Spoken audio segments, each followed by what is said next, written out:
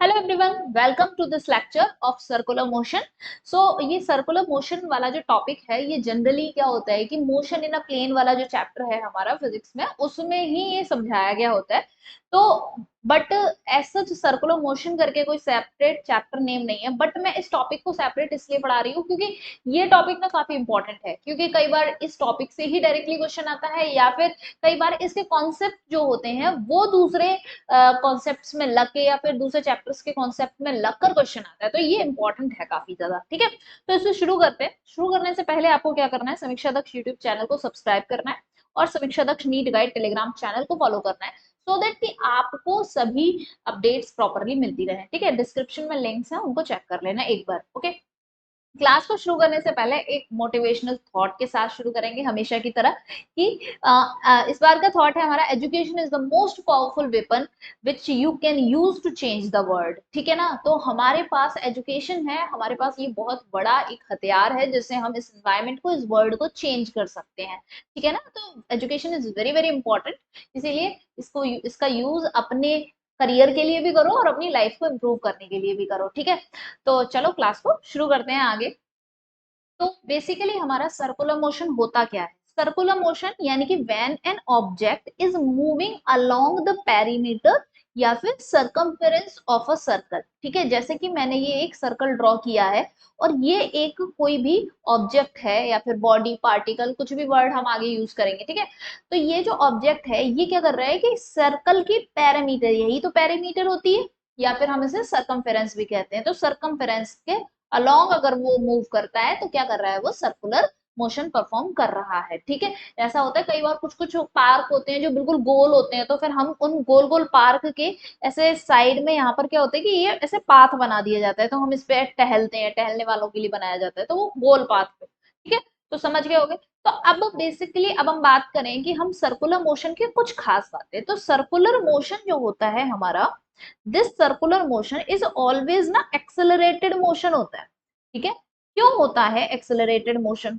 तुम एक बात बताओ कि अभी तुम एक बात देखो कि ये सर्कुलर मोशन है। ठीक है, यहाँ पर ये पार्टिकल जो है इस पेरिफेरी पर मूव कर रहा है, तो यहाँ पर अभी इसकी वेलोसिटी क्या है, वो इस डायरेक्शन में है। ठीक है, जब भी हम सर्कुलर मोशन की बात करते हैं, तो अगर हम कोई भी पार्टिकल है, उस पार्टिकल की जो वेलोसिटी की डायरेक्शन बनाते हैं वो हमेशा क्या करते हैं, टेंजेंट के अलोंग बनाते हैं।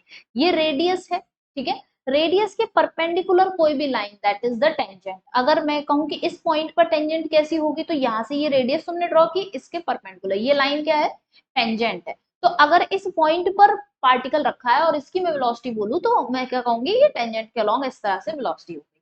ठीक है, तो अगर यहाँ पर है तो वेलोसिटी ये रही, यहाँ पर है तो वेलोसिटी ये रही, यहाँ पर है तो वेलोसिटी ये रही। इस तरह से क्या होगा कि अलग अलग पोजीशन पे अगर पार्टिकल यहाँ है तो हम टेंजेंट पहले ड्रॉ करो और फिर वेलोसिटी की डायरेक्शन बन जाएगी। यहाँ है अगर पार्टिकल तो टेंजेंट ड्रॉ करो और वेलोसिटी की डायरेक्शन बन जाएगी। तो तुम देखो, अगर अब तुम खुद ही देखो कि अगर सर्कुलर सा कोई पार्क है, उसमें तुम अगर घूम रहे हो, तो कभी तुम ऐसे ऐसे ऐसे करके हम घूम रहे हैं, तो हमारा हमारा फेस जिस तरफ है, हम ऐसे घूमते हुए जा रहे हैं, तो अगर हमारा फेस पहले इस तरफ है तो डायरेक्शन ये, फिर हम टर्न हो गए हल्के से तो डायरेक्शन ये। तो जैसे जैसे हम टर्न होते जाते हैं वैसे वैसे डायरेक्शन भी बदलती जाती है। खैर, तो हम इतना समझ लो कि क्या है, ये टेंजेंट के अलोंग है। तो अब ये जो सर्कुलर मोशन है मेरा, इसमें तुमने नोटिस किया कि ये सर्कुलर मोशन में हर वक्त डायरेक्शन बदल रही है। सर्कुलर मोशन में तुमने देखा कि direction of velocity is changing. ठीक है, तो direction of velocity is changing.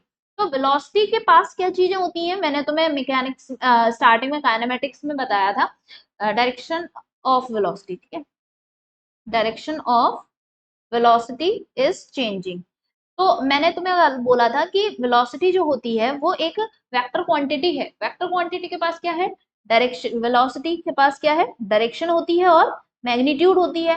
तो अगर आप डायरेक्शन चेंज कर रहे हो तो भी वेलोसिटी चेंज ही हो रही है, मैग्नीट्यूड चेंज कर रहे हो तो भी वेलोसिटी चेंज ही हो रही है। जैसे मैं कहूँ मेरा नाम है समीक्षा दक्ष, तो अगर मैं अपने नेम में, मतलब ये एक नाम है समीक्षा दक्ष, तो ये एक लड़की का नेम है, तो अगर मैं समीक्षा की जगह कोई और नेम लाऊं तो भी तो नाम चेंज हो गया ना लड़की का। और अगर दक्ष की जगह कोई और सरनेम लगाऊं तो भी नाम चेंज हो गया ना, तो अल्टीमेटली नाम तो चेंज हुआ। सेम उसी तरीके से वेलोसिटी के पास डायरेक्शन है, डायरेक्शन बदल रहे तो भी वेलोसिटी बदल रही है, या फिर मैग्नीट्यूड बदल दो तो भी वेलोसिटी बदल रही है, दोनों बदल दो तो भी वेलोसिटी बदल रही है। ठीक है, तो अभी यहाँ पर क्या कर रही हूँ, मैं अभी सिर्फ बात कर रही हूँ कि डायरेक्शन बदल रही है, तो डायरेक्शन बदल रही है इसका मतलब वेलोसिटी तो बदल रही है, वेलोसिटी बदलना, वेलोसिटी का बदलना ही क्या है, एक्सेलरेशन का होना, ठीक है, तो इसका मतलब एक्सेलरेटेड मोशन है, हेंस तो it is an accelerated motion. तो इसलिए हमेशा ध्यान रखना है कि सर्कुलर मोशन जो है वो एक्सेलरेटेड मोशन होता है। तो मतलब अगर कोई भी बॉडी सर्कुलर मोशन पे मूव कर रही है, सर्कुलर मोशन कर रही है, तो डेफिनेटली उसके पास एक्सेलरेशन होगा ही होगा, ठीक है।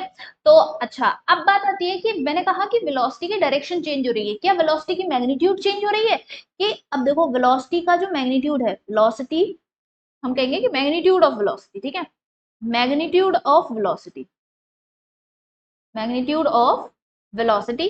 अब ये जो मैग्नीट्यूड ऑफ वेलोसिटी है ये वही तो होता है स्पीड, ठीक है, ये क्या होता है, स्पीड ही तो होता है। अब क्या ये चेंज हो रहा है, ये चेंज हो भी सकता है, ये नहीं भी हो सकता है। तो magnitude of velocity can be, can, या फिर हम ऐसे लिख लेते हैं, मैग्नीट्यूड ऑफ वेलोसिटी मे और मे नॉट चेंज, ठीक है, मे और may not change.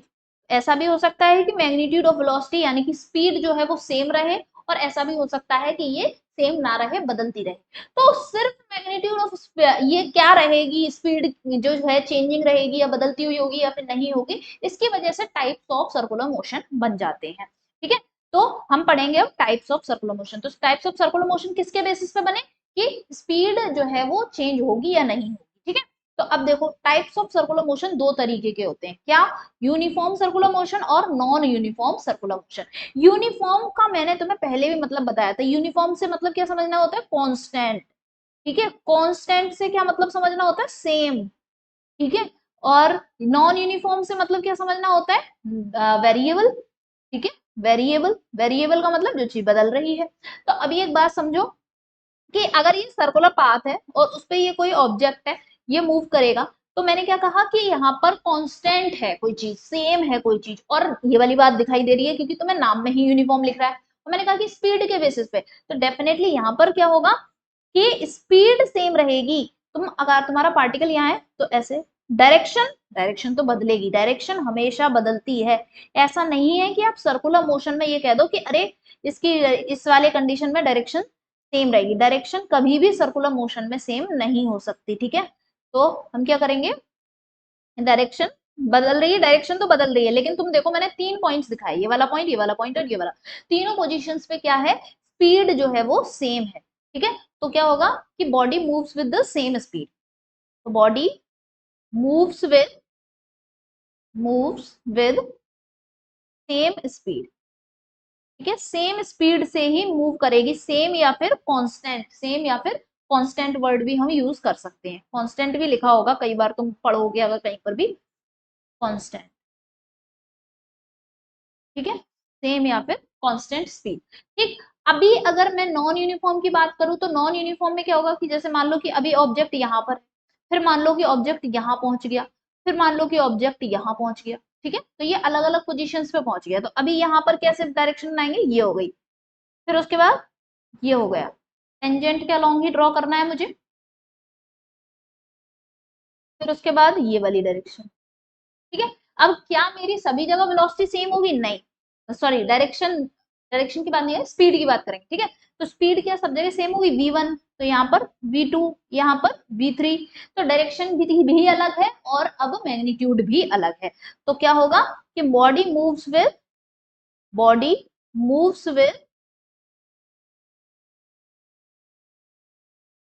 Variable speed, variable speed, ठीक है। तो ये बात, बेसिक वाली बात याद रखनी है कि स्पीड यहाँ पे बदलेगी और यहाँ पर स्पीड सेम रहेगी। तो अभी और डिटेल में देखते हैं इनके एक्सप्लेनेशन थोड़ा सा, और क्या है कि ये वही यूनिफॉर्म वाला था। तो अब जब ये कांस्टेंट स्पीड से मूव करेगा, कांस्टेंट स्पीड से मूव करेगा, यहाँ पे कांस्टेंट स्पीड से मूव कर रहा है, तो इससे क्या होगा कि बॉडी जो होगी वो कवर करेगी इक्वल डिस्टेंसेस को, कैसे कवर करेगी, इक्वल डिस्टेंसेस कवर करेगी अलोंग द सर्कमफेरेंस, ठीक है, कैसे, अलोंग द सर्कमफेरेंस, इस सर्कमफेरेंस पे ही चल रहे हैं, ये नहीं है कि बीच में घुस गए, बीच में नहीं घुसना है, सर्कमफेरेंस पे। तो along the circumference of the circle in equal interval of time, ठीक है, सेम टाइम में सेम डिस्टेंस ट्रेवल करेगी अलोंग द सर्कमफेरेंस, ठीक है। अब उसके बाद बट यहाँ पे क्या होगा कि body covers the unequal distances, body जो होगी वो अनइक्वल डिस्टेंसेस कवर करेगी along the circumference in a equal interval of time. जैसे कि अगर मैं यहाँ पे कहूँ कि अगर यूनिफॉर्म वाले केस में है तो मैंने कहा कि 5 मिनट का है, 5 मिनट में उसने 5 मीटर चला, फिर अगले 5 मिनट में भी 5 मीटर चल रहा है, फिर अगले 5 मिनट में भी 5 मीटर चल रहा है। तो 5-5 मिनट के टाइम इंटरवल रखे थे और हर 5 मिनट में वो 5 मीटर चल रहा था अलोंग द सर्कमफेरेंस, ठीक है। लेकिन यहाँ पे क्या होगा कि 5-5 मिनट के इंटरवल रखे, मैंने 5 मिनट में वो चला 10 मीटर, फिर 5 मिनट में वो चला 20 मीटर, फिर 5 मिनट में वो चला 30 मीटर, तो अलग अलग हो गए ना। तो इस तरह से ये है इसका मतलब, ठीक है। अब एग्जाम्पल देखें यूनिफॉर्म सर्कुलर मोशन का, motion of tip of hands of a clock. जो हमारी घड़ी होती है, जो घड़ी होती है उसमें जो सुई होती है, इसकी टिप की बात करें अगर, तो ये तो ऑब्वियसली कांस्टेंट सेम सेम उससे चलती है ना। यहाँ पर क्या होता है, इसका यूनिफॉर्म सर्कुलर मोशन होता है। अगर हम ऐसा नॉन यूनिफॉर्म की बात करें तो stone tied in a string moved in with vertical circle, जैसे कि अगर तुम एक रस्सी में एक पत्थर बांध लो और फिर यूं करके घुमाओ, ऐसे वर्टिकल सर्कल ऐसे ऐसे करके घुमाते हैं, ऐसे अगर घुमा रहे हो तो तुम अगर ऐसे तेज से घुमा रहे हो तो फिर क्या होगा कि वो चीज एक नॉन यूनिफॉर्म सर्कुलर मोशन का एग्जाम्पल बन जाती है, ठीक है। तो ये यहाँ तक का हमने बेसिक समझ लिया। अब आगे देखते हैं कि कुछ वेरिएबल्स पढ़ेंगे हम, ठीक है। Some variables to describe the circular motion, यानी कि तुम सर्कुलर मोशन पढ़ोगे जब तो कुछ चीजें आएंगी, क्या आएंगी, रेडियस वेक्टर पढ़ना है तुम्हें, एंगुलर डिस्प्लेसमेंट क्या होता है, linear velocity, angular velocity, angular acceleration, centripetal acceleration and acceleration of the particle in non uniform circular motion, ठीक है। ये सारे टर्म्स जो है वो अब हम क्लियर करेंगे, ओके। तो इसको बारी बारी से हम देखते हैं। रेडियस वेक्टर, रेडियस वेक्टर, ठीक है। तो रेडियस वेक्टर क्या है, जैसे मैंने ये एक सर्कुलर पाथ बनाया है, ठीक है। तो सर्कुलर पाथ बनाया, अभी यहाँ पे एक ऑब्जेक्ट की पोजीशन बना दी, एक ऑब्जेक्ट की पोजीशन यहाँ बना दी, तो हमें अभी जब भी हम सर्कल पढ़े तो ऑब्वियसली बिना रेडियस के तो हम सर्कल को पढ़ ही नहीं सकते ना। तो मैंने कहा कि इस पोजीशन पर इस हिसाब से ये मैंने रेडियस बना दी, ठीक है। फिर उसके बाद ऑब्जेक्ट अगर इस पोजीशन पर है तो यहाँ पर रेडियस बना दी। तो लेकिन यहाँ सर्कुलर मोशन पढ़ते वक्त सिर्फ रेडियस बना देने से ही काम नहीं होता, यहाँ पे आपको उसकी डायरेक्शन भी बनानी होती है। तो डायरेक्शन, अब जब रेडियस वेक्टर की बात करेंगे तो हम क्या करेंगे, इस तरह से डायरेक्शन बना देंगे। और ये अगर मैंने कहा कि पहली पोजीशन है, अगर ये पोजीशन ए है और ये पोजीशन बी है, तो पोजीशन ए का रेडियस वेक्टर आर हो गया। अच्छा, रेडियस तो हमारी सेम ही रहेगी, ठीक है, रेडियस तो हमारी सेम ही रहेगी, तो आर वेक्टर ये क्या है, हमारे पोजीशन वेक्टर्स। तो रेडियस, सॉरी, रेडियस वेक्टर है, नॉट पोजीशन वेक्टर। तो ये हमारे क्या है, रेडियस वेक्टर्स हैं।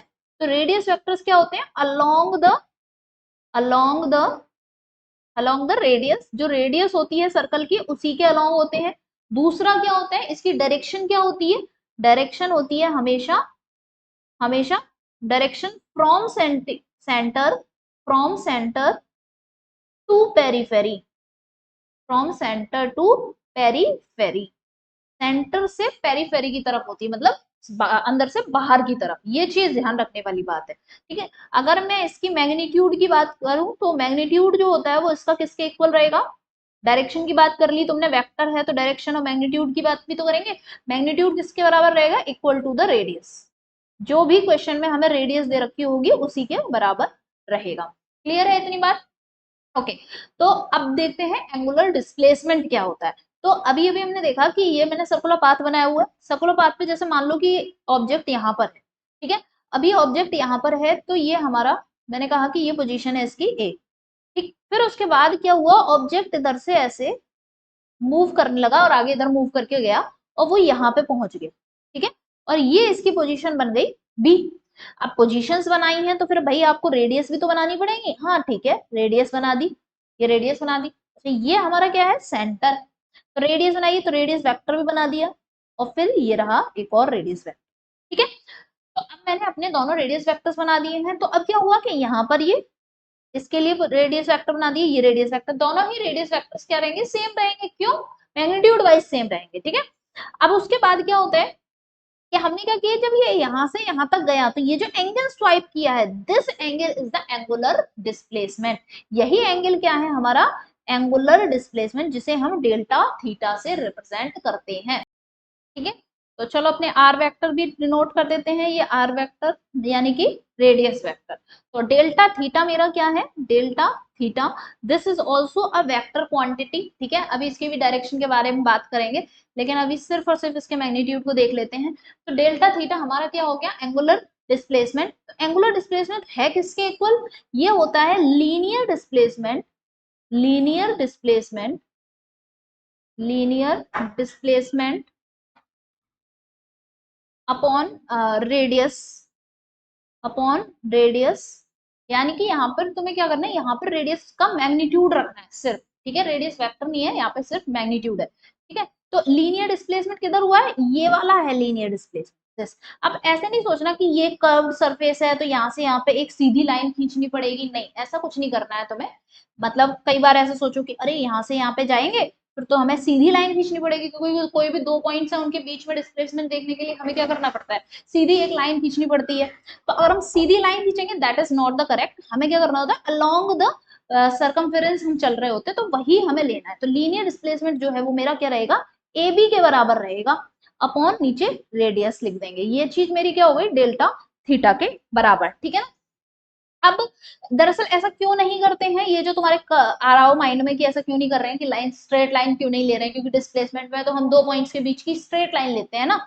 तो वो इसलिए क्योंकि ये जो मैं इतना बड़ा तुम्हें दिखा रही हूँ ना कि इतना बड़ा डिस्प्लेसमेंट नहीं, जब भी हम एंगुलर डिस्प्लेसमेंट को according to the physics explain कर रहे होते हैं तो हम ये जो दो पॉइंट्स हैं वो कोई बहुत बड़े पॉइंट्स नहीं होते, मतलब बहुत दूर दूर नहीं होते हैं, ये बहुत पास होते हैं। तो बहुत पास होते हैं इसलिए इतना कर्व वाली चीज डिफरेंस आती नहीं है, ठीक है, बस ऐसे समझ लो। अब ये delta theta equals to a b upon r हो गया।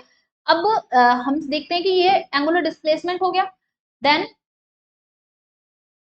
उसके बाद देखो कि ये कैसी क्वांटिटी है, ऑब्वियसली ये भी एक वेक्टर क्वांटिटी है, तो ये डेल्टा थीटा एक वेक्टर क्वांटिटी है, क्लियर है इतनी बात। देन उसके बाद एसआई यूनिट क्या रहती है इसकी, एसआई यूनिट होती है भाई radian, radian is the SI unit of delta theta यानी कि एंगुलर डिस्प्लेसमेंट, ठीक है। तो तुम्हें यही एक नई एसआई यूनिट यहाँ पर मिली है जो कि क्या है, रेडियन, ठीक, radian is the SI unit.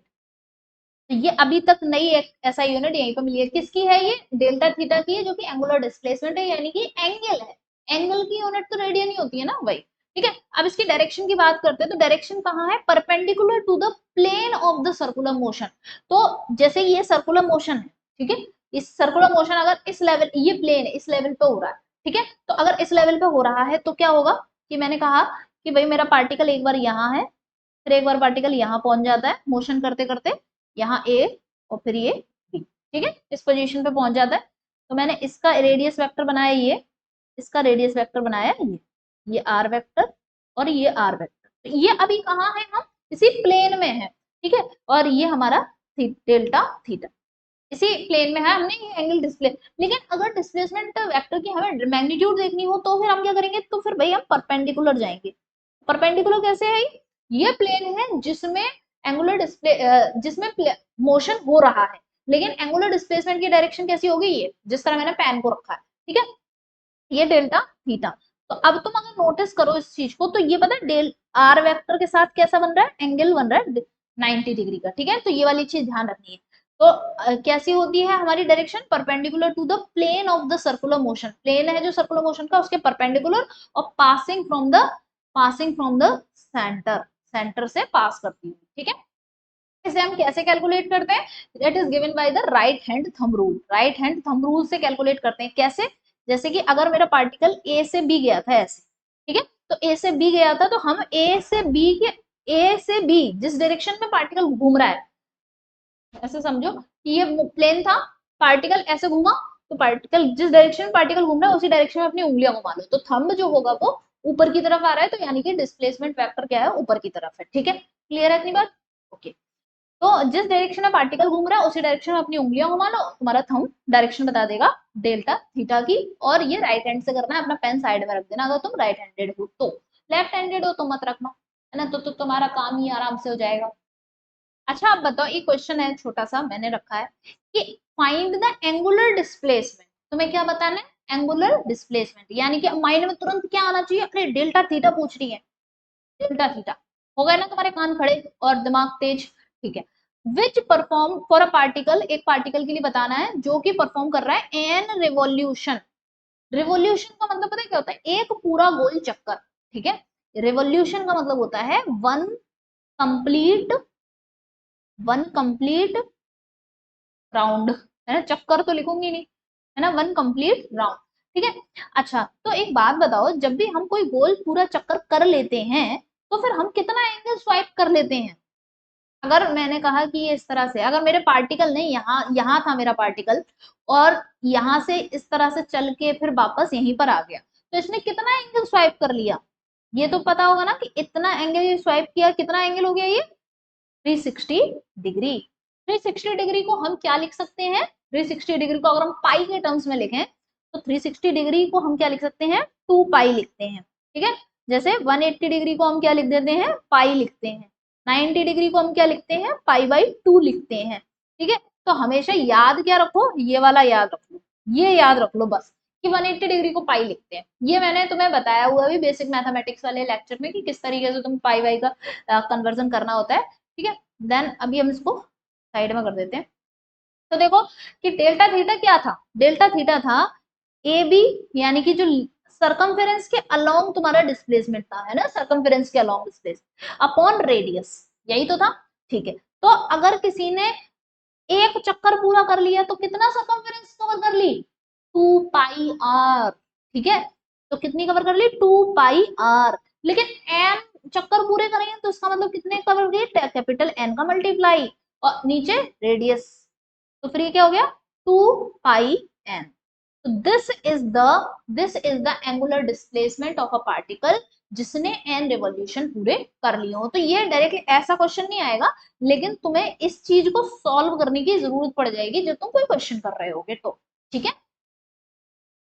तो अब हम देखेंगे कि हमारा एंगुलर वेलोसिटी क्या होता है। तो तुमने रेडियस वेक्टर समझ लिया, एंगुलर डिस्प्लेसमेंट समझ लिया, एंगुलर वेलोसिटी समझते हैं कि एंगुलर वेलोसिटी क्या होता है।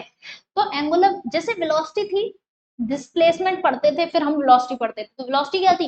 Rate of change of displacement. उसी तरीके से एंगुलर वेलोसिटी क्या है? Rate of change of, rate of change of, change of angular displacement, ठीक है। एंगुलर डिस्प्लेसमेंट का टाइम के साथ क्या चेंजमेंट आ रहा है, that is called angular velocity, ठीक है। तो मैं एंगुलर वेलोसिटी का फॉर्मूला क्या लिख सकते हो? Rate of change of delta theta upon delta, ठीक। तो ये हमारी भाई क्या आ गई? Angular velocity. अब यही अगर मैं किसी इंस्टेंट पे बात करूं कि भाई बताओ मुझे इंस्टेंटेनियस एंगुलर वेलोसिटी बताओ, इंस्टेंटेनियस, इंस्टेंटेनियस एंगुलर वेलोसिटी। अगर हम इंस्टेंटेनियस एंगुलर वेलोसिटी की बात करते हैं तो देखो, जब भी इंस्टेंटेनियस वाली बात आता है तो हमेशा ये समझ लो कि अब डिफरेंशिएशन पे आना है ना, डिफरेंशिएशन करना है, ठीक है। तो डिफरेंशिएशन जब करना होगा तो कैसे करोगे तुम? Omega is equal to d theta upon d t, ठीक है। बिल्कुल जैसे इंस्टेंटेनियस वेलोसिटी होती थी तो हम क्या करते थे? D x upon d T कर देते थे, ठीक है। तो ये इंस्टेंटेनियस वेलोसिटी का फॉर्मूला हो गया। अच्छा, अब मुझे ये बताओ कि इसकी मैग्नीट्यूड के बारे में तो हमने बात कर ली, तो हम डायरेक्शन के बारे में बात करें तो पहली बात, ये कैसी क्वांटिटी है? ऑब्वियसली ये कैसी है? एक वेक्टर क्वांटिटी है, ठीक है, वेक्टर क्वांटिटी है। तो वेक्टर क्वांटिटी है तो मैग्नीट्यूड तो हमने देख लिया कैसे निकालेंगे। फिर उसके बाद इसकी डायरेक्शन किसके अलोंग होगी? डायरेक्शन, ऑब्वियसली इसकी डायरेक्शन किसके अलोंग होगी? Along the along the displacement vector। जैसे अभी अभी डिस्प्लेसमेंट वेक्टर की डायरेक्शन देखी हमने, वैसे ही हमारी क्या होगी? एंगुलर वेलोसिटी की डायरेक्शन, डिस्प्लेसमेंट वेक्टर। अच्छा, यूनिट क्या होती है? यूनिट बहुत इंपॉर्टेंट वाली बात है, इसकी यूनिट क्या होती है? तो एक बात बताओ, क्या है यहाँ? एंगल है, नीचे टाइम है, तो एंगल के लिए क्या बताई थी? रेडियन, और इसके लिए क्या होती है? सेकेंड, ठीक है। तो रेडियन पर सेकेंड, रेडियन पर सेकेंड। तो कई बार तुमसे क्वेश्चन में कह देगा कि the velocity of this particle is इतना रेडियन पर सेकेंड, तो 10 रेडियन पर सेकेंड, भले ही उसने वेलोसिटी लिख रखा है, लेकिन अगर उसने ऐसे दे रखा है ना कि 10 रेडियन पर सेकेंड, तो इसका मतलब वो वेलोसिटी सिंपल वेलोसिटी नहीं है, वो एंगुलर वेलोसिटी है, ठीक है। तो ये वाली बात ध्यान रखनी है। तो रेडियन पर second is the unit, this is very important, क्योंकि कई बार क्वेश्चन सिर्फ और सिर्फ इस यूनिट को ध्यान में रखने से होते हैं। देखना अभी तुम्हें आगे क्वेश्चन कराऊंगी मैं, तो सिर्फ और इसको ध्यान नहीं रखते तो कई बार क्वेश्चन गलत हो जाते हैं, क्योंकि वो लैंग्वेज में बताता नहीं है और वो हमें ध्यान इसको यूनिट से ही देना पड़ता है। चलो, अब डायरेक्शन की अगर हम बात कर लें तो मैंने कहा कि कोई पार्टिकल है, ये सर्कुलर पाथ बनाया मैंने, ठीक है, ये मैंने एक सर्कुलर पाथ बनाया और पार्टिकल था वो यहाँ पे था, फिर मूव करके यहाँ पहुंच गया, ठीक है। तो मतलब पार्टिकल यहाँ से यहाँ गया है, ये ए और ये बी। तो पार्टिकल कैसा मूव किया है, क्लॉकवाइज मूव किया है, ठीक है। तो ये हमने इसके रेडियस वेक्टर बना दिए, ये आर वेक्टर और ये भी आर वेक्टर, ठीक है। तो हमने इसके रेडियस वेक्टर बना दिए। तो अगर मैं कहूँ कि बताओ कि अब तुम अपनी कॉपी पे अगर लिख रहे हो तो कॉपी को रख लो ऐसे प्लेन पे, ठीक है। अब तुम ऐसे कैलकुलेट करके बताओ कि क्लॉकवाइज घूम रहा हो तो डिस्प्लेसमेंट वेक्टर कहाँ आएगा, ऊपर की तरफ, और डिस्प्लेसमेंट वेक्टर के अलोंग ही एंगुलर वेलोसिटी की डायरेक्शन है, तो कैसे होगी, अपवर्ड डायरेक्शन में, ठीक है। तो हम क्या कर देंगे भाई कि अपवर्ड डायरेक्शन में इसका ये क्या है, अपवर्ड डायरेक्शन में ओमेगा हो जाएगा, ठीक है। तो हम क्या कहेंगे कि भाई ओमेगा जो है इसका वो क्या है, अपवर्ड, एक तो अपवर्ड है और क्या कह सकते हैं हम इसको, कई बार क्या लिखा होता है, क्लॉकवाइज भी लिखा होता है, क्लॉकवाइज, ठीक है। क्लॉकवाइज मोशन होने की वजह से, मतलब मोशन क्लॉकवाइज हो रहा है, तब ओमेगा जो आ रहा है वो अपवर्ड आ रहा है। यही अगर मैं कहूं कि एंटी क्लॉकवाइज घूम रही है बॉडी, तो एंटी क्लॉकवाइज, तो फिर क्या करेंगे कि हमारा पार्टिकल ऐसे यहाँ, ये दो पोजीशंस हैं, और अब की बार ये ए है और अब की बार ये बी है, ठीक है। यहां से यहाँ आया, मैंने इसका रेडियस बनाया, रेडियस वेक्टर, और इसका रेडियस वेक्टर, ठीक है। तो अब बताओ कि हमारी डायरेक्शन किस तरह से होगी, किधर होगी, अपवर्ड होगी या डाउनवर्ड होगी, तो डेफिनेटली क्या होगी, डाउनवर्ड होगी। क्या, वेलोसिटी की डायरेक्शन, एंगुलर वेलोसिटी की डायरेक्शन डाउनवर्ड। क्यों, हमने राइट हैंड थंब रूल लगाया, राइट हैंड थंब रूल लगाने के लिए हमें पहले अपना हाथ फ्री करना पड़ेगा, और फिर हमने ऐसे एंटी क्लॉकवाइज डायरेक्शन में घुमाया तो नीचे की तरफ थंब आ रहा था, तो नीचे की तरफ थंब आने की वजह से इसका ओमेगा क्या हो गया, डाउनवर्ड, ठीक है। तो omega is downward, down, down, ठीक है। ओमेगा कैसा है, डाउनवर्ड है। और मोशन कैसा होता है हमारा, यहाँ पे मोशन लिखूं मैं, यहाँ मोशन क्लॉक वाइज, और यहाँ पे motion anti clock wise, anti clock wise, ठीक है। ये छोटी छोटी चीजें हैं, ये छोटी छोटी चीजें जो पकड़ लेता है ना, वही आसानी से क्वेश्चन कर लेता है। आगे देखते हैं, चलो देखते हैं तुम्हें समझ में कितना आया है कि एक पार्टिकल है, ठीक है, वो कंप्लीट करता है one rotation, one rotation revolution, ठीक है। अभी यहाँ पे वो वाली चीज मत लगाना कि रोटेशन, अर्थ अपनी एक्सिस पर रोटेट करती है और उसको, वो वाला कॉन्सेप्ट मत लगाओ, ये अभी बात की बात है, जब ग्रेविटेशन पढ़ेंगे तब इसे अलग करेंगे। लेकिन रोटेशन रिवॉल्यूशन अगर कहीं पे भी लिखा है तो इसका मतलब एक पूरा गोल चक्कर कर लिया, तो एक रोटेशन कंप्लीट कर दिया around the circular path in T seconds, ठीक है।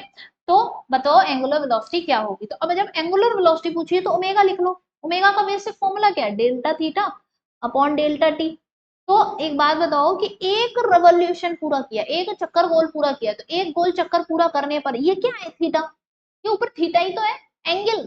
तो एक गोल चक्कर करने पे सेंटर पे कितना एंगल स्वाइप कर लिया, ऑब्वियसली उसने 360 डिग्री, पर 360 डिग्री में नहीं लिखते, पाई में लिखते हैं, पाई वाले टर्म्स में लिखते हैं, ठीक है। और नीचे टाइम कितना लगा है, टाइम, दिस इज द, यही हमारा जनरल फॉर्मूला हम बहुत यूज करते हैं, इसकी यूनिट क्या लगाएंगे, रेडियन पर सेकेंड, ठीक है। तो ये बहुत इंपॉर्टेंट है, जब यूज करते हैं खूब कि 2 pi upon t, omega is equal to 2 pi upon t, ये भी एक अपने आप में फॉर्मूला है, ठीक है। अब उसके बाद अगर मैं तुमसे कहूं कि बताओ मुझे कि अगर कोई पार्टिकल है जिसने कंप्लीट कर लिए एन रोटेशन, मतलब एन टाइम्स उसने गोल चक्कर कर लिया पर सेकेंड, एक सेकेंड में, तो तुम इसे कैसे करोगे, ओमेगा लिखोगे, ये लिखो पहले basic, delta theta upon delta T, इसको लिखो।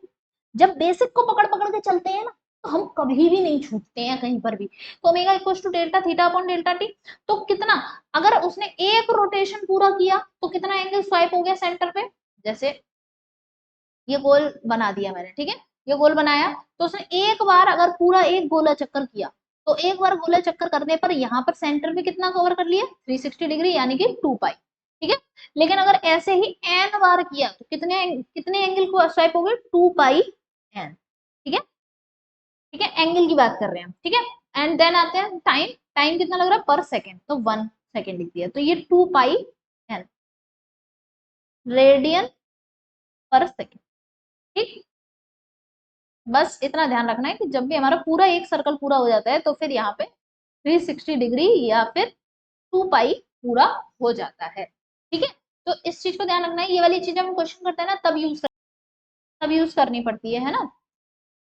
नेक्स्ट देखें कि अगर अगर कोई केस ऐसा है कि जहां पर कोई दो पार्टिकल्स हैं वो मूव कर रहे हैं सेम सर्कल, ठीक है, कोई दो पार्टिकल्स है सेम सर्कल में मूव कर रहे हैं, जैसे मैंने कहा ये गोल गोल, और एक बार एक पार्टिकल ये रहा और एक पार्टिकल ये रहा, ठीक है, पार्टिकल P1 और पार्टिकल P2, ठीक है, कोई दो पार्टिकल्स ये क्या कर रहे हैं कि सेम डायरेक्शन में मूव कर रहे हैं, देखो है ना, circle in same direction with different angular speed, same direction में मूव कर रहे हैं, जैसे कि ये भी इधर मूव कर रहा है और ये भी इधर मूव कर रहा है, ये ओमेगा 1 से मूव कर रहा है, ये ओमेगा 2 से मूव कर रहा है, तो हमें ये पूछ रहा है कि then the angular speed of the two with respect to one, मतलब इस सेकंड वाले की इस फर्स्ट वाले के रिस्पेक्ट में क्या होगी, तो तुम्हें कुछ नहीं है, एंगुलर वेलोसिटी एंगुलर स्पीड की बात कर रहे हैं यहाँ पर, angular speed of two with respect to one, तो ओमेगा 2 माइनस ओमेगा 1 करके कर देंगे, ठीक है, जब भी न्यूमेरिकल आएगा तब हम इसको यूज करेंगे।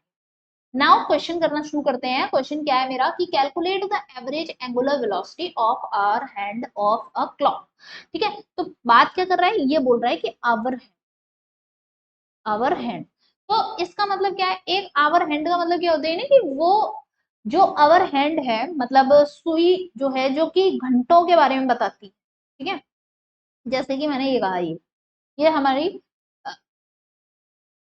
घड़ी है, ठीक है, तो यहाँ पे ये 12, ये 3, 6, 9, ठीक है, तो अभी हमारी जो सुई होगी, जो मैंने कहा कि एक एक पूरा चक्कर वो कब पूरा कर लेगी, एक बात बताओ, यहाँ से लेके वो यहाँ पे आ जाती है, तो मैंने कहा कि यहाँ से ये 1 बज गया, फिर ये 2, फिर यहाँ पे आ गई, फिर यहाँ पे आ गई, तो यहाँ से इतना ही चल पाई है, तो मैंने कहा कि भाई 1 बज गया, फिर यहाँ पे आती है तो हम कहते हैं 2 बज गए, फिर यहाँ पे आती है तो ये 3 बज गए, तो कौन सी वाली, जो छोटी वाली सुई होती है जो घंटों के बारे में बताती है, एक एक घंटा पूरा होता है तब जाती है, तो यानी कि वो एक एक घंटे में इतना स्वाइप करती है, 1 घंटे में फिर यहाँ आएगी, 1 घंटे में फिर यहाँ आएगी, है ना, लेकिन हमें तो सर्कुलर मोशन कर रहे हैं, तो हमें तो पूरा सर्कल चाहिए ना, तो पूरा सर्कल वो कब कवर कर लेती है, कितनी देर में पूरा करेगी, बताओ, ऑब्वियसली 12 घंटे में, है ना, 12 घंटे में ही तो करेगी, 1, 2, 7, 8, 10, 11, ठीक है, तो 1 घंटे में 2, 3, 4, 5 ऐसे करके पूरा ये कितने में कवर करेगी, 12 घंटे लग जाएंगे उसे पूरा एक गोल चक्कर कवर करने में, तो हमसे ओमेगा पूछा है, तो हम क्या फॉर्मूला क्या है, delta theta upon delta T, देखो अब क्वेश्चन में ऐसा तो कहा नहीं है कि कितने रिवॉल्यूशन या कुछ, जब कुछ कहा नहीं है तो हम एक ही रिवॉल्यूशन कंसीडर करेंगे, तो एक पूरा रिवॉल्यूशन में कितना एंगल, भूल जाओ तो ये क्या है, ये है तो एंगल ही ना, तो एंगल कहाँ पे होता है, सेंटर पे, तो सेंटर पे कितना एंगल, 2 पाई, कितनी देर में कवर हो रहा है वो, 12 घंटे के अंदर कवर हो रहा है, तो ये 12 आवर्स हैं, लेकिन हमें तो टाइम किस में रखना पड़ता है, सेकंड में रखना पड़ता है, तो हम omega is equal to 2 pi upon 12 into क्या करेंगे, 60 का मल्टीप्लाई करेंगे, अभी मिनट्स में कन्वर्ट हुआ है, फिर एक और करेंगे तो सेकेंड्स में कन्वर्ट हो गया, तो तुम ये क्या कर लोगे, 2 पाई अपॉन 12 इंटू 3600, ठीक है, ये क्या आ जाएगा आंसर, रेडियन पर सेकेंड, तो इस चीज को सॉल्व कर लेना, ठीक है, सिंपल है। नेक्स्ट आगे बढ़ते हैं, क्वेश्चन क्या कह रहा है मेरा कि एन ऑब्जेक्ट रिवॉल्व्स यूनिफॉर्मली, एक ऑब्जेक्ट है वो रिवॉल्व करता है यूनिफॉर्मली इन अ सर्कल, एक सर्कल में जिसकी डायमीटर है 0.80 मीटर और वो 100 रिवोल्यूशन 1 मिनट में पूरे करता है, ठीक है, अब देखो तुम, खास बात यहाँ पे समझने वाली कि revolution per minute, revolution per second, एक ये होती है यूनिट, और एक आती है रेडियन पर सेकंड, रेडियन पर मिनट, ये क्या चीज है, ये मैं तुम्हें बताती हूँ, यहीं ऊपर लिखते हैं, यहाँ पर एक स्लाइड ऐड करके, ठीक है, ठीक है, तो हमारे पास ये बहुत ही कंफ्यूजिंग सी चीजें होती हैं, हमारे पास यूनिट्स हैं, ये यूनिट्स क्या है, अगर अगर तुम्हारे पास ऐसे लिखा है कि रेडियन पर, रेडियन का आर स्मॉल करेंगे, रेडियन पर सेकेंड, ठीक है, या फिर रेडियन पर मिनट या रेडियन पर आर, जो भी है टाइम का चेंज हो जाएगा, लेकिन ये ध्यान रखनी है कि यहाँ पर ये क्या है, रेडियन, ये रेडियन है, तो ये किसके लिए, फॉर एंगल, किसके लिए, फॉर एंगल, तो जब ये एंगल के लिए है, ये यूनिट किसके लिए, एंगल अपॉन टाइम, ये वाली चीज किसके लिए, एंगुलर वेलोसिटी के केस, एंगुलर वेलोसिटी के केस में, क्योंकि एंगुलर वेलोसिटी के केस में ही तो हम ऐसे करते थे ना, omega is equal to delta theta upon delta t, तो यहीं पर तो हमारा क्या होता था, एंगल है ऊपर नीचे टाइम, तो ये यूनिट्स हमारी एंगुलर वेलोसिटी के बारे में बात कर रहे हैं। अभी मैंने तुम्हें क्या पढ़ाया था कि ओमेगा इज इक्वल टू 2 पाई/t होता है, 2 पाई/t, ठीक है, ये पढ़ाया था। हम जानते हैं कि फ्रीक्वेंसी भी एक टर्म होता है। क्या होता है? फ्रीक्वेंसी। एक टर्म क्या होता है? फ्रीक्वेंसी। ये फ्रीक्वेंसी क्या होता है? फ्रीक्वेंसी होता है 1/टाइम, 1/टाइम। तो अगर हम, यानी कि मैं इसको न्यू से या फिर एफ से, कहीं पे भी किसी भी से भी रिप्रेजेंट हो रखा होता है, तो ओमेगा इज इक्वल टू हमारे पास क्या होता है? 2 पाई/t। तो ये कई बार ऐसे लिखा होता है 2 पाई न्यू, या फिर हम ऐसे लिख सकते हैं 2 पाई/f, ठीक है, फ्रीक्वेंसी। अब बात आती है कि इस फ्रीक्वेंसी की यूनिट क्या होती है, यही हमारी अटकाती है। कई बार बच्चे इसी को गलत कर देते हैं, ठीक है। तो मैंने कहा कि मेरी यूनिट है, अब की बात यूनिट है, क्या लिखा है? रिवोल्यूशन पर मिनट, या फिर रिवोल्यूशन, ऐसे करके रिवोल्यूशन पर मिनट, या फिर रिवोल्यूशन पर सेकंड। अगर इस तरह लिखा है तो इसका मतलब ये समझ लो कि ये बात किसकी हो रही है? For frequency. ये किसके बारे में बात की जा रही है? For frequency. तो फ्रीक्वेंसी की यूनिट है ये, फ्रीक्वेंसी। तो अब तुम समझ गए होगे कि उस क्वेश्चन में जो दिया था वो क्या था, ठीक है। तो अब देखो इधर आते हैं। अब ये जो देखो क्वेश्चन में ध्यान से, कि एक सर्कल में घूम रहा है, डायमीटर तुम्हें दे रखी है, डायमीटर 0.08 है, तो डायमीटर जो है वो 0.08, बार बार मुंह से गलत निकल रहा है, 0.8 है, ठीक है, 0.8 मीटर। तो रेडियस क्या हो जाएगी? 0.4 मीटर। आधा कर देंगे इसका, ठीक है। फिर उसके बाद ये जो दे रखा है तुम्हें 100 रिवोल्यूशन पर मिनट, REV लिखा है, RAD लिखा होता तो रेडियन होता, REV लिखा है तो रिवोल्यूशन है, रिवोल्यूशन पर मिनट। तो यानी कि ये क्या है? ये फ्रीक्वेंसी है, फ्रीक्वेंसी, ठीक है। ये चीज क्या है? मेरे को फ्रीक्वेंसी दे रखी है 100, वो भी पर मिनट में दे रखी है, तो 100/60 करना पड़ेगा, 10/6, यानी कि हम लिख सकते हैं 5/3। तो ये क्या है? अभी रिवोल्यूशन पर सेकेंड है, ठीक है। ये रिवोल्यूशन पर सेकेंड है, फ्रीक्वेंसी नहीं हमें चाहिए। अगर ओमेगा, तो ओमेगा क्या होता है? 2 पाई/f, तो यानी कि 2 पाई का मल्टीप्लाई करना पड़ेगा 5/3, ऐसे करके। तो अब मेरी आ गई क्या? रेडियन पर सेकेंड। ये तो अभी मैंने सिर्फ अपनी तैयारी की है। Find the time period and the angular velocity. तो एंगुलर वेलोसिटी तो देखो यहीं से आ गया, ये यही चीज हो गई, यही मेरी क्या हो गई? ये वाला जो आंसर निकाला था 2 पाई/5/3, यही हो गया। तो 10 पाई/3, this is the angular velocity, ठीक है, 10 पाई/3। देन उसके बाद हम क्या देखेंगे? इसकी यूनिट लिख देती हूँ मैं, रेडियन पर सेकेंड, ठीक है। और टाइम पीरियड की अगर हम बात करें तो टाइम पीरियड, ये तो मेरा क्या हो गया? Angular velocity, angular velocity. अब बात करते हैं टाइम पीरियड की। तो टाइम पीरियड निकालने के क्या तरीके हैं हमारे पास? या तो तुम फ्रीक्वेंसी से निकाल लो कि 1/f से, तो यानी कि 1/5/3, यानी कि क्या हो जाएगा? 3/5, 3/5 यानी कि 0.6 सेकेंड, ऐसे निकाल लो। और अगर तुम्हारा मन है तो इससे निकाल लो कि ये 2 पाई × 5/3 लिखा है, तो ये 2 पाई/t तो है, ये सारा ये क्या है? t है, ठीक है, मतलब 3/5 यहाँ से हमें टी मिल रहा है, ठीक है। मैं ऐसे निकाल लो यार, ठीक है। 0.6 सेकेंड हमारा टाइम पीरियड आ गया, और 10 पाई/3 इज द हमारी एंगुलर वेलोसिटी। यहाँ पे अगर असली सीखने की बात थी मेरे हिसाब से, तो वो थी फ्रीक्वेंसी की यूनिट पर ध्यान देना। अब देखो, अब तुम देखो, तुमसे कहीं किसी ने कहा इस क्वेश्चन में कि ये फ्रीक्वेंसी है? कहीं किसी ने ये कहा कि ये एंगुलर वेलोसिटी है? कहीं नहीं लिखा। जब लिखा नहीं है तो तुम कैसे पहचानोगे कि ये क्या है? तो वो यूनिट से पहचानना पड़ता है। तो दिस इज द स्मार्टनेस कि तुम्हें किससे पहचानना है। नेक्स्ट हम देखते हैं कि relation between the linear velocity and the angular velocity. तो अब एंगुलर वेलोसिटी तो खूब कर ली। अब देखो ये एक पार्टिकल यहाँ है, फिर एक पार्टिकल यहाँ है। मैंने इसका ये रेडियस वेक्टर बना दिया। अगर ये पार्टिकल यहाँ है तो इस तरह से मैंने टेंजेंट के अलोंग वेलोसिटी की डायरेक्शन बनाई, ऐसे ही टेंजेंट के अलोंग वेलोसिटी की डायरेक्शन। तो ये चीज क्या है? ये मेरी लीनियर वेलोसिटी, ठीक है।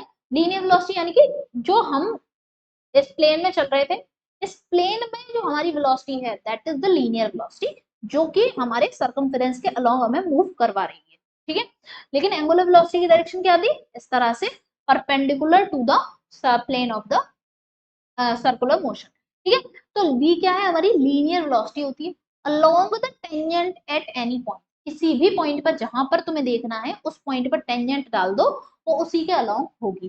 ठीक है। एंगुलर वेलोसिटी क्या होती है? Angular velocity omega along the axis perpendicular to the circular plane. ये एक बहुत ही महत्वपूर्ण फॉर्मूला है, ऐसे ही याद करना। कई बार क्वेश्चन बुक्स में ऐसे लिखा होता है v equal to r omega, हम ना ऐसे याद कर लेते हैं v equal to r omega, r omega ऐसे याद कर ले। आर क्या है? रेडियस, ओमेगा क्या है? Angular velocity. ये रिलेशन है इन दोनों का। अब ऐसे याद करने से ऐसा नहीं गलत है फॉर्मूला, ये फॉर्मूला सही है, लेकिन याद करने से प्रॉब्लम क्या है? जब जब हमें अगर मैग्नीट्यूड वाइज लिखना होता है तो हम लिख लेते हैं कि v equal to r omega, चल गया।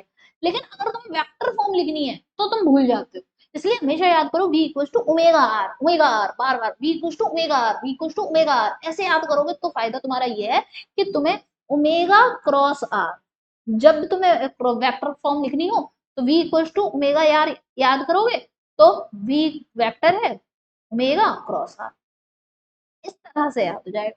तो ओमेगा पहले है, आर बाद में।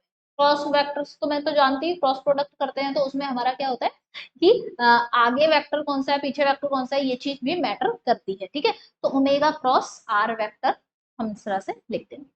अब हम क्वेश्चन करते हैं, ए particle moves in a circle of radius. अब देखो क्या क्या दिया है।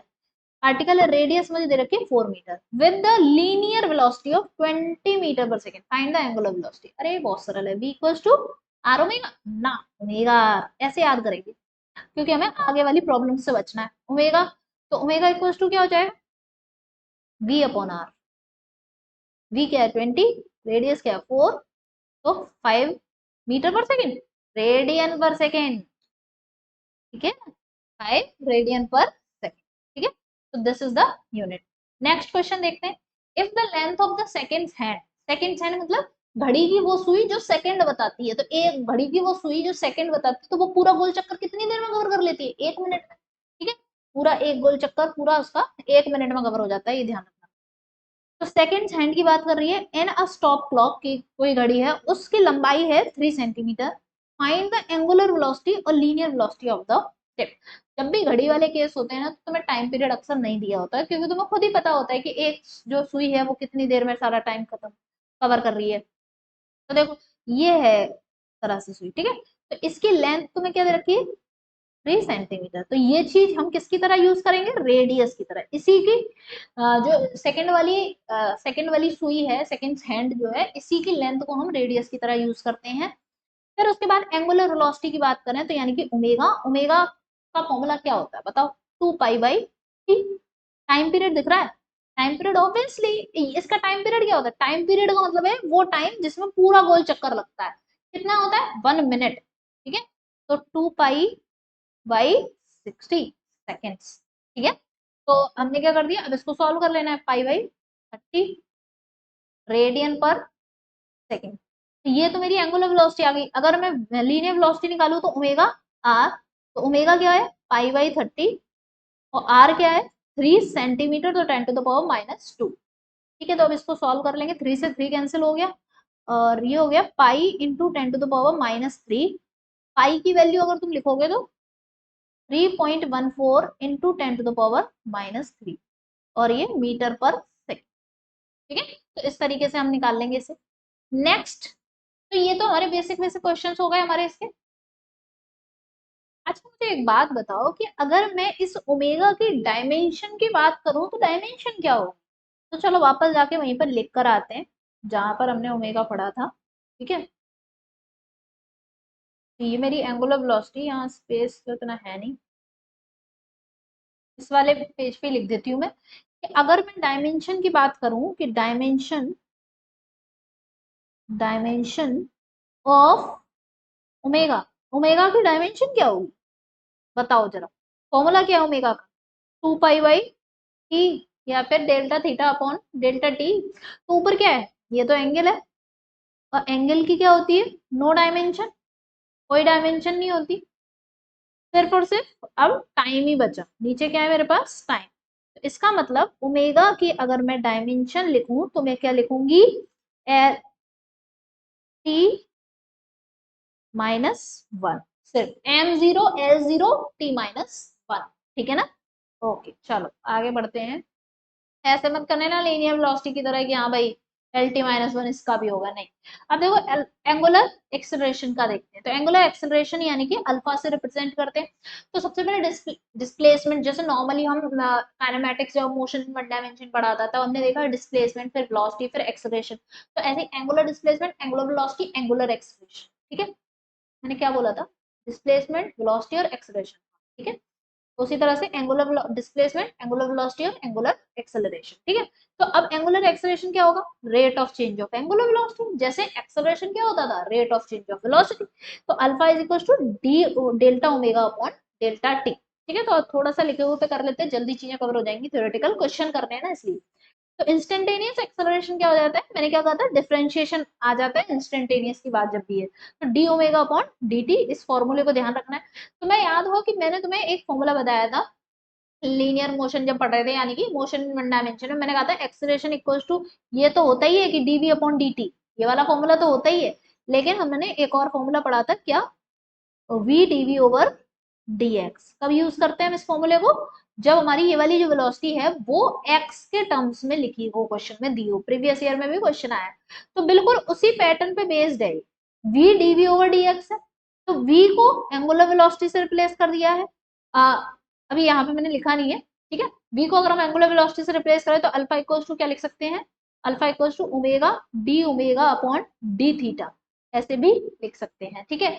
और ये तो हमारा फॉर्मूला हो गया। दूसरी बात, यहाँ पर हमने यहाँ पे क्या लिखा हुआ है कि D omega upon d T, यानी कि एंगुलर वेलोसिटी का एक बार डिफरेंशिएशन कर रहे हैं, या फिर ये double differentiation of angular displacement, ठीक है, यही है। तो तुम वही बात है ना कि एंगुलर डिस्प्लेसमेंट का डिफरेंशिएशन करोगे तो एंगुलर वेलोसिटी आ गई, एंगुलर वेलोसिटी का डिफरेंशिएशन करोगे तो एंगुलर एक्सेलरेशन आ जाएगा, ठीक है।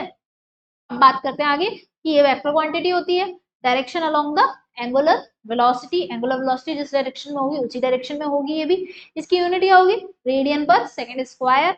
डायमेंशन इसकी क्या होगी, एम नहीं होगा, एल नहीं होगा, टी माइनस टू होगा, क्योंकि ओमेगा की क्या थी, वन अपॉन टी थी ना ओमेगा के लिए, और टाइम के लिए भी एक और टी आ गया तो टी माइनस टू डायमेंशन, ठीक है। ओके, तो नेक्स्ट अगर देखें हम, अगर मैं कहूं कि यूनिफॉर्म सर्कुलर मोशन है, यूनिफॉर्म सर्कुलर मोशन, तो यूनिफॉर्म सर्कुलर मोशन के केस में अल्फा जीरो होता है। आखिर ऐसे कैसे, अभी एक बात, अगर अल्फा जीरो हो रहा है तो क्या होता है कि rate of change of angular velocity zero होगी, तो D omega upon d T zero. अच्छा, यूनिफॉर्म सर्कुलर मोशन क्या था, जिसमें स्पीड सेम रहती थी, स्पीड सेम रहती थी, है ना। तो अभी चलो इसको प्रूव करते हैं। तो D omega upon d T zero हो जाएगा, क्योंकि मैंने कहा कि अल्फा जीरो है, तो D omega upon d T zero हो जाएगा। अगर किसी चीज का डिफरेंशिएशन जीरो है तो इसका मतलब क्या होता है कि वो चीज कांस्टेंट है, तो ओमेगा क्या है, कांस्टेंट, ठीक। अगर ओमेगा कांस्टेंट है, हमारे पास वेलोसिटी का फॉर्मूला क्या होता है, v equals to omega r. तो वेलोसिटी यानी कि लीनियर वेलोसिटी, यही चीज तो कांस्टेंट होनी चाहिए, ये चीज कांस्टेंट होनी चाहिए ना, किसमें, इस यूनिफॉर्म सर्कुलर मोशन में, यूनिफॉर्म सर्कुलर मोशन में ये चीज कांस्टेंट होनी चाहिए। तो इसका फॉर्मूला क्या, ओमेगा आर। तो आर यानी कि रेडियस है, रेडियस तो हमेशा ही कांस्टेंट होती है। तो बस बात मैटर किस पे आ रहा था, ओमेगा पे। तो ओमेगा को कांस्टेंट करना था, तो ओमेगा कांस्टेंट कैसे हो गया, जब अल्फा जीरो हो गया। तो इसलिए हमेशा यूनिफॉर्म सर्कुलर मोशन में अल्फा जीरो होता है, यानी कि एंगुलर एक्सेलरेशन जो है वो जीरो होता है। तो ये जो खास खास सी बातें मिल रही है ना, ये खास खास बातें सारी एक जगह लिख लेना, ये बहुत इंपॉर्टेंट है। नोट साथ के साथ बनाते चलना, क्योंकि एक एक नोट्स बनाने में पता है मुझे बहुत बहुत टाइम लगता है, दो दो तीन तीन घंटे लग जाते हैं, तब जाके मैं एक एक क्लास के नोट्स बनाती हूँ, ताकि कोई भी पॉइंट मिस ना हो जाए तुम्हारा, ठीक है। तो बहुत मेहनत करती हूँ मैं सच में इस नोट्स को बनाने में, क्योंकि अपने टाइम से टाइम निकाल कर ये बनाने में बहुत टाइम लगता है। तो प्लीज इनकी वैल्यू करना, लाइटली मत लेना कि मैं बहुत ऐसे ही ले लिया क्या कुछ भी है। तो चीजों को अच्छे से लिखते जाना, अपने नोट्स बनाना, ठीक है। आगे देखते हैं कि अब पॉइंट, और हाँ, प्लीज शेयर करना, लाइक करना, है ना। और रिक्वेस्ट तुमसे ये है कि तुम अगर लेक्चर देख रहे हो ना तो प्लीज ऑनलाइन देखना, क्योंकि क्या होता है कि ऑनलाइन देखने से क्या होता है कि जैसे मैं यूट्यूब पे अपलोड कर रही हूँ, ये यूट्यूब पर अपलोड करने से क्या होता है कि यूट्यूब पर जितने ज्यादा लोग देखेंगे तो उतने ही लोगों तक पहुंचेगी ये। और जब आप कोई चीज मेहनत कर रहे होते हो बहुत ज्यादा, इतने हेक्टिक बिजी शेड्यूल में से टाइम निकाल के अपना मेहनत कर रहे होते हो, तो आपको लगता है ना कि हाँ ज्यादा से ज्यादा लोगों तक पहुंचे, तो वही तो एक मोटिवेशन बनता है। तो फॉर माई मोटिवेशन, ठीक है। चलो आगे देखते हैं कि a point on the rim, a point on the rim of the disc, एक डिस्क है उसकी रिम पर एक पॉइंट है, रिम मतलब किनारे पे, ठीक है। start circular motion from rest and after some time t it gains an angular acceleration alpha equals to this. ठीक है, alpha equals to 3t minus t square. तो calculate the angular velocity after 2 second. तो यानी कि ऐसा समझ लो कि कोई ये डिस्क थी, ये कोई एक डिस्क है, ठीक है, और इसके रिम पर यहाँ पर, इसके यहाँ रिम पर कोई पार्टिकल रखा हुआ है। तो ये अगर डिस्क घूम रही होगी तो फिर इसकी वजह से, या फिर डिस्क घूमे या ना घूमे, तो पार्टिकल इसकी रिम पर ऐसे से घूमकर सर्कुलर मोशन कर रहा है, ठीक है। और उसका अल्फा क्या दे रखा है मुझे, अल्फा इज इक्वल टू दे रखा है 3t माइनस टी स्क्वायर, ये अल्फा दे रखा है। और पूछा क्या है, ओमेगा पूछा। अब तुम्हें याद है, मैंने तुम्हें बेसिक याद करो ना, अपना पुराना वाला, पुरानी वाली बात याद करो। जैसे हम पढ़ते थे डिस्प्लेसमेंट, डिस्प्लेसमेंट, है ना, इससे फिर हम जाते थे वेलोसिटी पर, और वेलोसिटी से हम जाते थे एक्सेलरेशन, एक्सेलरेशन पर, ठीक है। कैसे जाते थे, हमें क्या करना पड़ता था, डिफरेंशिएशन करना पड़ता था, डिफरेंशिएशन, डिफरेंशिएशन। लेकिन अगर मैं यही वापस आऊं तो, यही वापस आऊं तो इंटीग्रेशन करना पड़ेगा, इंटीग्रेशन करना पड़ेगा, ठीक है। ये मैंने तुम्हें मोशन इन मंडी में बताया था, मतलब एक्सेलरेशन दिया हो, वेलोसिटी पूछी हो, तो फिर इंटीग्रेशन कर दो किसका, एक्सेलरेशन का, ठीक है। तो वही चीज करनी है। अब तुम देखो एंगुलर एक्सेलरेशन दिया है ना तुम्हें, अल्फा दिया है, एंगुलर एक्सेलरेशन दिया है, तो एंगुलर वेलोसिटी पूछे तो क्या करोगे तुम, इंटीग्रेशन करो, है ना। तो अल्फा इज इक्वल टू क्या होता है, d omega upon d t. तो फिर अब इसको कैसे लिखोगे, d omega is equal to alpha dot d t, और फिर इंटीग्रेशन लगा, ठीक है। अब चलो इसको इंटीग्रेट करते हैं, इसको साइड में उठा के रख देते हैं, ठीक है। तो इधर से डी ओमेगा, तो ये ओमेगा इधर लिख दिया, इंटीग्रेशन में यहाँ पर 3t minus t square dot d t, ठीक है। अब 3t minus t square, 3t का क्या हो जाएगा, 3t square by 2 minus T की पावर 3 बाई 3, ठीक है। अब ये मेरा इंटीग्रेशन हो चुका है, तो मैं इसको यहाँ पे बता देती हूँ। तो ये मेरा आ गया क्या, ओमेगा, ठीक है। आफ्टर 2 सेकेंड्स पूछा है, तो अब देखो लिमिट्स के लिए यहाँ पे बात नहीं की थी कि इतनी टाइम से इतने टाइम तक, ऐसा बोला होता कि फ्रॉम 2 सेकेंड से 4 सेकेंड्स तक, तो लोअर लिमिट और अपर लिमिट मिल जाती, लेकिन ऐसा है नहीं, तो 2 ही हम पुट कर देंगे। तो ओमेगा एट 2 सेकेंड्स, एट, या फिर after 2 seconds, 2 seconds, omega is equal to क्या हो जाएगा, 3 इंटू 2 का स्क्वायर अपॉन 2 माइनस 2 का क्यूब अपॉन 3, ठीक है। तो इसको सॉल्व कर लेते हैं, क्या आएगा आंसर, 2 से 1 2 कैंसिल हो गया, 3 2 जा 6 माइनस ये 8 बाई 3 हो गया। यहाँ पे इसका मल्टीप्लाई करेंगे तो ये 18 हो जाएगा, तो 18 माइनस 8 बाई 3, तो यानी कि 10 बाई 3 आंसर आ जाएगा। यूनिट क्या लगाऊं, अल्फा निकाल, ओमेगा निकाल रहे हैं, ठीक है, रेडियन पर सेकेंड, ठीक है, ओके। अब हम देखते हैं कि काइनेमेटिक इक्वेशंस में क्या चेंजमेंट आता है। यानी कि तुमने मोशन इन 1D पढ़ा, जहाँ पे लीनियर लीनियर मोशन चल रहा था, एक ही लाइन में सारे चल रहे थे। अब हम क्या करेंगे, ये सर्कुलर मोशन पढ़ रहे थे, तो हम देखते हैं, वहां पे हमने पढ़ा था v equals to u plus a t, यहाँ पे क्या हो जाएगा, omega 2 equals to omega 1 plus alpha t. तो हमारे पास फाइनल वेलोसिटी और इनिशियल वेलोसिटी थी, ठीक है। u क्या है, इनिशियल वेलोसिटी, v क्या है, फाइनल वेलोसिटी। तो u, ये ऐसे ही, ओमेगा 1 क्या है, इनिशियल एंगुलर वेलोसिटी, ओमेगा 2 क्या है, फाइनल एंगुलर वेलोसिटी, ठीक है। यहाँ पे ओमेगा 1 क्या है, इनिशियल एंगुलर वेलोसिटी, ठीक है, इनिशियल एंगुलर वेलोसिटी। ओमेगा 2 क्या है, फाइनल एंगुलर वेलोसिटी, ठीक है। तो वही चीज उसको रिप्लेस कर दिया, ए यानी कि नॉर्मल जो एक्सेलरेशन था उसको एंगुलर एक्सेलरेशन से रिप्लेस किया। ऐसे v square equal to u square plus 2as, उसकी जगह तुम्हें क्या लगाना है, ओमेगा 2 का square plus equal to omega 1 का स्क्वायर प्लस 2 अल्फा थीटा। यानी कि यहाँ पे डिस्प्लेसमेंट था, तो यहाँ पे एंगुलर डिस्प्लेसमेंट आ गया, ठीक है। जब यहाँ डिस्प्लेसमेंट है तो ये एंगुलर डिस्प्लेसमेंट, इनिशियल वेलोसिटी यहाँ पे लीनियर, यहाँ पे क्या होगी, इनिशियल एंगुलर वेलोसिटी, एक ही जगह पे अल्फा आ गया। टाइम तो भाई टाइम ही रहता है, ऐसा नहीं है कि सीधे वाले पे टाइम, सीधा वाला टाइम चल रहा है और फिर वो टेढ़ा वाला टाइम चल रहा है, ऐसा नहीं होता, टाइम तो टाइम ही होता है, ठीक है। S n th equal to क्या था, u plus a by two, 2n minus 1, और यहाँ पर भी हमारे पास सेम ही theta nth is equal to omega 1 plus alpha by 2 2n minus 1। Question करते हैं, क्वेश्चन से ही समझ में आती है चीजें। क्वेश्चन क्या कह रहा है मेरा कि the wheel of motor rotates with a constant acceleration of radian पर, ठीक है। अभी बताओ क्या दिया है, ऑब्वियसली अल्फा दिया है, ठीक है। If wheel starts from rest, rest से शुरू हो रहा है, ठीक है, ओके। तो how many revolution will it make in first 20 second. अब जब ये रिवोल्यूशन पूछ रहा है ना, जब अगर रिवोल्यूशन पूछ रहा है तो तुम पहले ओमेगा ही फाइंड करोगे, ठीक है। अगर रिवोल्यूशन पूछ रहा है तो तुम्हारा टारगेट क्या होना चाहिए कि रिवोल्यूशन पूछ रहा है तो इसका मतलब वो फ्रीक्वेंसी पूछने की कोशिश कर रहा है, ठीक है। तुम्हें याद है फ्रीक्वेंसी की यूनिट मैंने बताई थी रिवोल्यूशन पर सेकंड, है ना, ऐसे करके बताई थी। तो पर यहाँ पे क्या बोल रहे हैं, रिवोल्यूशन कितने देर में, 20 सेकेंड, ठीक है। तो हम पहले क्या करते हैं, ओमेगा निकाल लेते हैं, ठीक है। तो ये सारा हम पहले ओमेगा निकाल लेते हैं, सिंपल बात खत्म। तो हम कैसे ओमेगा निकालेंगे बताओ। इस क्वेश्चन को अगर हम देखें तो क्या कह रहा है कि एक व्हील है मोटर का, किसी मोटर का एक व्हील है, वो कांस्टेंट एक्सेलरेशन से मूव कर रहा है, कांस्टेंट एक्सेलरेशन से, ठीक है। वो रेस्ट से शुरू होता है और ये पूछ रहा है कि how many revolution will it make in first 20 second, मतलब पहले 20 सेकेंड में वो कितने चक्कर लगा लेगा। और शुरू किया है उसने रेस्ट से। तो कहीं ना कहीं अभी जैसे ही लग रहा है कि अगर मैं इसकी फ्रीक्वेंसी देखूं कि आखिर पूछना क्या चाह रहा है, तो मैं क्या चीज निकालूं, है ना, मेरे पास है क्या। फ्रीक्वेंसी देखो तो फ्रीक्वेंसी कहती है कि रिवोल्यूशन पर सेकंड आते हैं, मतलब वो ये बताती है कि एक सेकंड में कितने इसने चक्कर लगाए, ऐसे बताती है, ठीक है। तो हम इससे पहले हम एक काम करते हैं कि जैसे कि एक बात समझो कि जैसे कि ये कोई एक व्हील है, ठीक है, ये एक व्हील है और इस पे सिचुएटेड एक कोई पार्टिकल ये, ठीक है। तो जब ये व्हील एक बार पूरा गोल घूम जाता होगा तभी इसका क्या है, एक रेवोल्यूशन पूरा हो गया।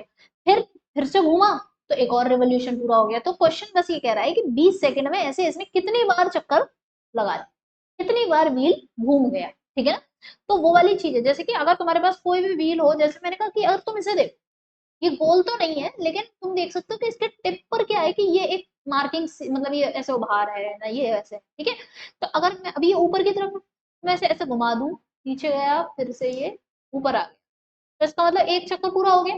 तो अब अगर हमने किसके बेसिस पे देखा, हमारे पास ये एक बॉडी थी, इसको घुमाया और इसका कोई एक पॉइंट लिया जिसको हमने फिक्स माना, जिसको घुमाया, ठीक है। ऐसे ही अगर व्हील होता है और व्हील का कोई एक पॉइंट मान लेते कि वो भाई उसने सर्कुलर मोशन किया, तो अगर इसको देखा जाए तो इस चीज ने सर्कुलर मोशन किया ना, तो एक चक्कर हो गया। तो अगर ये रेस्ट पे है और फिर मैंने ऐसे घुमाना शुरू किया, ऐसे घूम रहा है, घूम रहा है, तो अब बात ये आती है कि ये इसने कितने चक्कर ऐसे और रिवॉल्यूशन कर लिए पहले 20 मिनट 20 सेकंड में, ये सवाल है, ठीक है। तो अब हमारी क्या अप्रोच रहनी चाहिए, तो हम ये पता करते हैं कि ये अपना ये गोल चक्कर जो है एंगुलर डिस्प्लेसमेंट निकाल के अगर हम देखें तो एंगुलर डिस्प्लेसमेंट के लिए हम क्या फॉर्मूला लगा सकते हैं।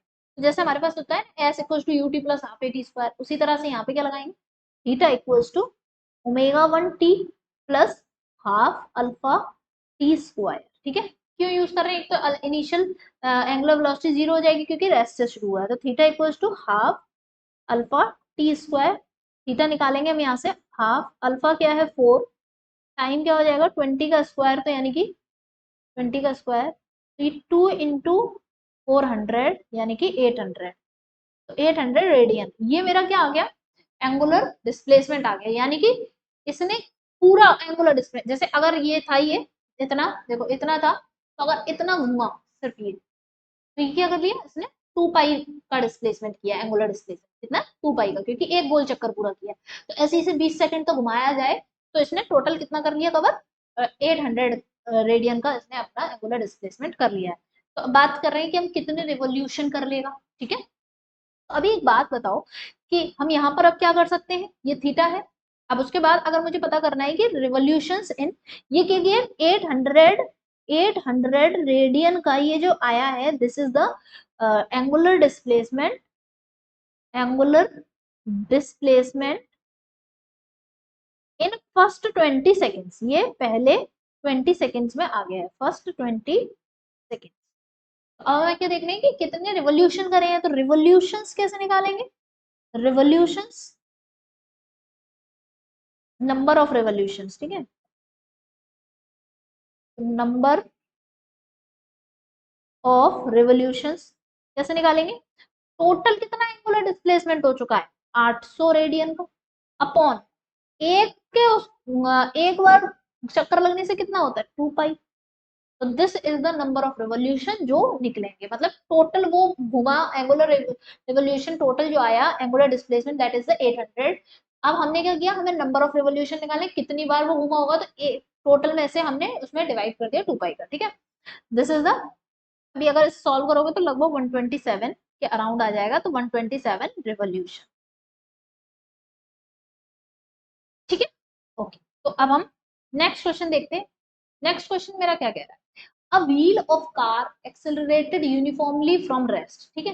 तो accelerated from rest rotates through 1.5 radian during first second, पहली सेकेंड में ये क्या कितना चलता है 1.5 रेडियन, तो यानी कि ये रेडियन का है, तो इसका मतलब ये एंगुलर डिस्प्लेसमेंट है। Find the angle rotated during next second, अगली सेकेंड में इसने कितना एंगल स्वाइप किया होगा, कितना एंगल इसने रोटेट किया होगा। ये बिल्कुल वैसी कंडीशन ऐसे समझ लो कि जैसे हम ऐसे अपना लीनियर वाले में समझते थे कि ऐसे करके हो गया कि भाई पहली सेकंड में उसने S1 चल लिया, यहाँ 1 सेकंड लगी, फिर उसके बाद अगली सेकंड में सेकंड सेकंड है ना, इसमें कितना S2 चला होगा, इसका ड्यूरेशन भी कितना है 1 सेकंड का ही है ना।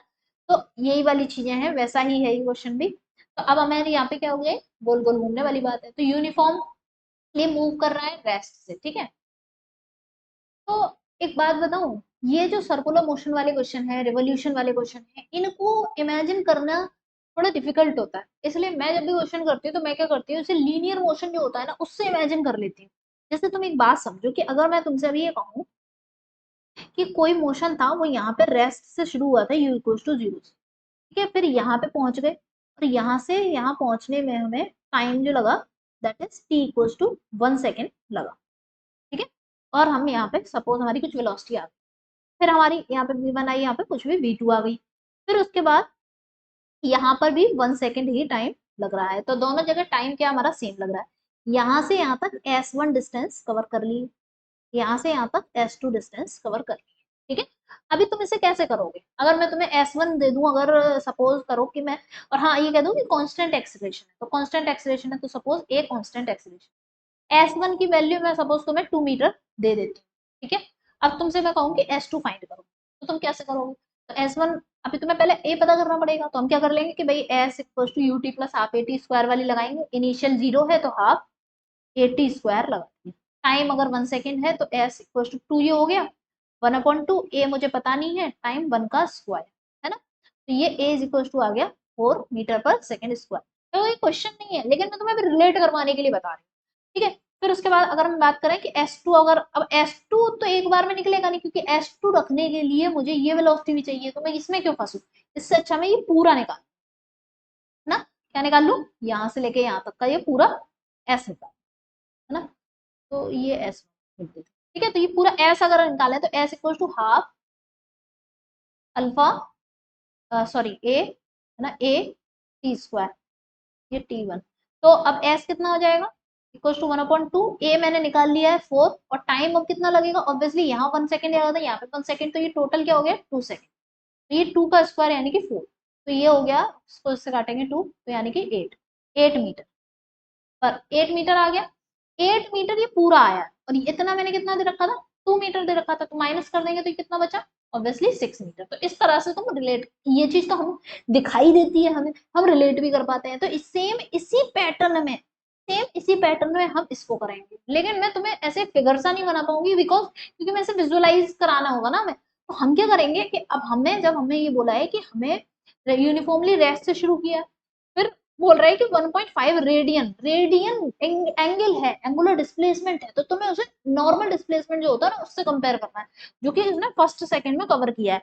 तो तुम क्या करोगे, अब यहाँ पे θ1 is equal to half alpha T1 का स्क्वायर, θ1 क्या रखा है 1.5 रेडियन कवर किया है, 1/2, अल्फा पता नहीं है, यूनिफॉर्मली एक्सलेटेड है, टाइम T1 क्या है फर्स्ट सेकेंड, तो 1 का स्क्वायर, ठीक है। तो अल्फा बाई 2 हो गया ये, तो इधर से मुझे अल्फा मिल गया 3 रेडियन पर सेकेंड का स्क्वायर, ठीक है, अल्फा मिल गया। अब मैं क्या करूंगी, अब मैं थीटा पूरा निकालू, थीटा जैसे मैंने इसके लिए किया था, ये पूरा ऐसे ही सेम वही बात कि find the angle rotated in the next second, मतलब पहली सेकंड में इसने 1.5 रेडियन चला, अब अगली सेकंड में ये कितना चलेगा, तो अगली सेकंड में निकालने के लिए हम क्या करेंगे, जैसे ये अगली सेकंड के लिए निकाला था डिस्प्लेसमेंट, ऐसे अगली सेकंड के लिए हम शुरुआत से ही देखेंगे, तो शुरुआत से ही लगाएंगे, तो हाफ अल्फा T2 का स्क्वायर लगाते हैं, तो हाफ है ना, ये थीटा निकलेगा यहाँ से मेरा, हाफ अल्फा मुझे अभी भी मिल गया ऊपर से 3, और टाइम अब क्या होगा, अगली सेकंड वाला 1 सेकंड और पहली सेकंड का 1 सेकंड, तो यानी कि 2 का स्क्वायर, ये हो गया 6 रेडियन, है ना, 6 रेडियन, ये टोटल आया, तो टोटल मतलब पहली सेकंड में भी और दूसरी सेकंड में मिलाने के बाद जो आया है दैट इज द 6 रेडियन। तो अब मुझसे तो ये पूछ रहे हैं ना कि नेक्स्ट सेकंड में कब कितना होगा, तो theta 2 will be is equal to theta minus theta 1, यानी कि 6 माइनस कितना दिया था 1.5, तो हम क्या लिख देंगे 4.5 रेडियन। ठीक है, तो इसका फिगर बनाना मुश्किल है, ठीक है, तो तुम सिर्फ और सिर्फ क्या कर सकते हो, इससे कंपेयर कर सकते हो, this is the example for example, ठीक है, क्लियर है इतनी बात, तो एग्जाम्पल से हम इससे लीनियर वाले से कंपेयर करके करेंगे तो हम कर लेंगे आसानी। देन इसके बाद क्या है कि हमारा सेंट्रीपिटल एक्सेलरेशन पढ़ना है हमें ना, सेंट्रीपिटल एक्सेलरेशन, टेंजेंशियल एक्सेलरेशन, तो वो हम नेक्स्ट वाली वीडियो में कवर करेंगे, तो नेक्स्ट पार्ट में हमारा centripetal acceleration, linear acceleration, sorry tangential acceleration, ये सारे पार्ट आ जाएंगे, सेंट्रीपिटल फोर्स, सेंट्रीफ्यूगल फोर्स, ये सब हम नेक्स्ट पार्ट में कवर करते हैं, ठीक है। फिर उसके बाद थर्ड पार्ट जो होगा जिसमें हम वर्टिकल मोशन वाला कवर करेंगे, जिसमें हम क्या करेंगे, सर्कुलर मोशन जो होता है वर्टिकल वाला, ठीक है, तो उसको कवर करते हैं, ठीक है। तो इस क्लास को हम यहीं पे एंड करते हैं, तब तक इतने पोर्शन के क्वेश्चंस लगा लेना, क्योंकि ये वाले जो क्वेश्चंस होते हैं बहुत कॉम्प्लिकेट करते हैं, इमेजिनेशन बनने में दिक्कत करती है, तो मैंने तुम्हें बता दिया कि एंगुलर वालों की इमेजिनेशन तुम हमेशा लीनियर मोशन से कंपेयर कर करके बनाओ के क्वेश्चन करोगे, तो तुम्हारे आसानी से क्वेश्चन हो जाएंगे, ठीक है, गलती होने के चांसेस कम रहेंगे, ठीक है। तो इस क्लास में यही एंड करते हैं, बाकी नेक्स्ट क्लास में मिलते हैं, okay, bye bye, take care, question solve करते रहना, और यार वीडियो को लाइक कर देना प्लीज, तुम्हारा लाइक और तुम्हारा कमेंट ही तो मेरा मोटिवेशन है ना, और तुम इसे कंप्लीट देखते हो, दैट्स इट, और क्या चाहिए मुझे, ठीक है। और नोट्स वगैरह कैसे मिलेंगे, क्या मिलेंगे, सबकी लिंक जो है वो डिस्क्रिप्शन में है, तो डिस्क्रिप्शन एक बार जाके अच्छे से रीड कर लो, ठीक है, बाय बाय, टेक केयर।